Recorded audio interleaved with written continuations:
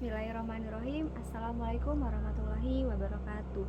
Yang saya hormati Bapak Hervin Yogi Pradikta, MHI, selaku dosen pengampu dalam mata kuliah Filsafat Hukum Islam.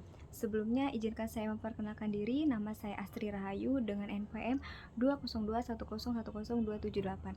Saya dari Prodi Hukum Keluarga Islam semester 6 kelas D.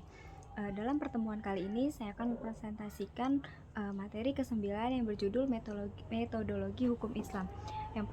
Yang pertama, ada objek dan subjek hukum Islam. Hukum dalam konsep ilmu usul fikih dibagi menjadi dua macam, yaitu hukum taklifi dan hukum wadi. Secara terminologi, hukum adalah kitab Allah yang berhubungan dengan perbuatan mukallaf dalam bentuk al-iqtida, at-takhyir, dan al-wadi. Yang dimaksud dengan kitab adalah firman Allah yang berupa perintah-perintah atau larangan-larangan. Juhaya S. Praja menyebut kitab sebagai al-mukattabi, yakni sebagai produk dari kitab yang berupa perbuatan hukum. Juhaya S. Praja mengatakan bahwa yang dimaksud dengan al-iktiko atau imperatif ialah tuntutan untuk melakukan sesuatu perbuatan atau untuk tidak melakukan suatu perbuatan. Jika tidak dilaksanakan akan mendapat dosa dan siksaan disebut dengan wajib, sedangkan tuntutan yang harus ditinggalkan jika dilakukan akan berdosa dan mendapat siksa disebut dengan haram. At-takhyir atau fakultatif ialah apabila hakim memberikan pilihan kepada mukallaf untuk melakukan sesuatu perbuatan atau tidak melakukannya, yang disebut dengan al-ibahah. Perbuatan disebut dengan mudah. Ada beberapa hukum taklifi, yaitu yang pertama itu ada ijab, yaitu firman yang menuntut sesuatu perbuatan dengan tuntutan yang pasti. Kemudian yang kedua itu ada nadb, yaitu firman yang menuntut suatu perbuatan dengan tuntutan yang tidak pasti. Menurut ulama Hanafiyah, hukum taklifi itu dibagi menjadi 7, yaitu fardu, wajib, tahrim, karohah tahrim, karohah tanzih, nadab, dan ibahah. Kemudian, menurut ulama Hanafiyah, jika suatu perintah didasarkan pada dalil yang pasti seperti Al-Quran dan hadis mutawir, perintah itu disebut dengan perintah fardu. Akan tetapi, jika perintah itu berdasarkan pada dalil yang zani, perintah itu dinamakan wajib. Demikian pula hal yang dengan larangan, jika larangan itu didasarkan pada dalil yang qat'i disebut haram. Akan tetapi jika perintah itu berdasarkan pada dalil yang zani, perintah itu dinamakan wajib. Demikian pula hal yang dengan larangan, jika larangan itu didasarkan pada dalil yang qat'i disebut haram. Sebaliknya, jika larangan itu didasarkan pada dalil zani, maka tergolong pada hukum makruh. 5 atau 7 jenis hukum tersebut dinamakan dengan taklifiyah, yang artinya tuntutan atau memberi beban. Taklifi disebut sebagai jenis perbuatan hukum. Kemudian, hukum wadi ialah firman Allah yang menjadikan sesuatu sebagai sebab adanya yang lain, atau disebut dengan musabab, atau sebagai syarat yang lain masyrut, atau sebagai penghalang disebut mani adanya yang lain. Hukum wadi itu dibagi menjadi 3. Yang pertama sebab, kemudian syarat, dan mani. Tafsir.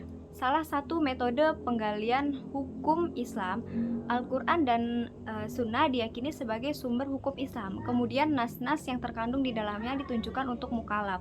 Maka untuk mempermudah pelaksanaan hukum yang dimaksud upaya ulama di bidang usul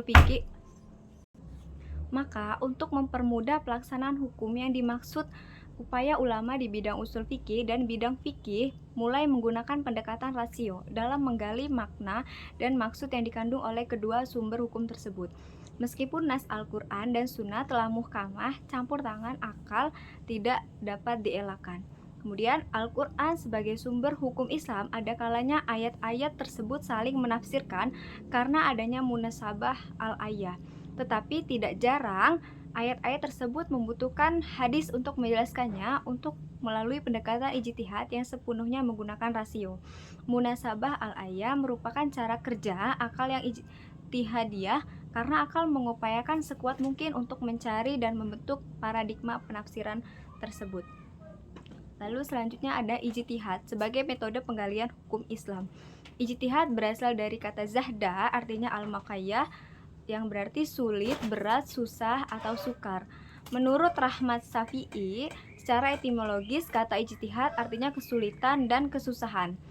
Juga diartikan dengan kesanggupan dan kemampuan.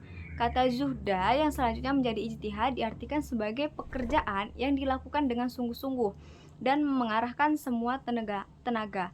Ijtihad ialah suatu usaha maksimal untuk mendapatkan sesuatu. Jika tidak sungguh-sungguh, tidak dapat disebut ijtihad, melainkan tafkir, berpikir biasa dan sederhana. Kemudian Abdul Wahab Khalaf mendefinisikan ijtihad menurut ulama usul, yaitu mengerahkan daya dan kemampuan untuk menghasilkan hukum syara dari dalil-dalil syariah yang terperinci. Hukum syara dari dalil-dalil yang syariah terperinci dari semua definisi tentang ijtihad tersebut. Di sini dapat disimpulkan bahwa ijtihad itu adalah ada 6 kesimpulan. Yang pertama, pengerahan akal pikiran para fuqaha dan usuliyin. Yang kedua, menggunakan akal dengan sungguh-sungguh. Yang ketiga, berkaitan dengan hukum syar'i dan amaliyah. Yang keempat, menggali kandungan hukum syar'i dengan berbagai usaha dan pendekatan. Yang kelima, dalil-dalil yang ada dirinci sedemikian rupa sehingga hilang kezaniannya. Kemudian yang keenam, hasil ijtihad berbentuk fikih sehingga mudah untuk diamalkan. Sekian dari saya, kurang lebihnya saya mohon maaf apabila terdapat kesalahan dalam pembacaan kata ataupun kalimat. Pada Allah saya mohon ampun. Wabillahi taufiq walhidayah. Wassalamualaikum warahmatullahi wabarakatuh.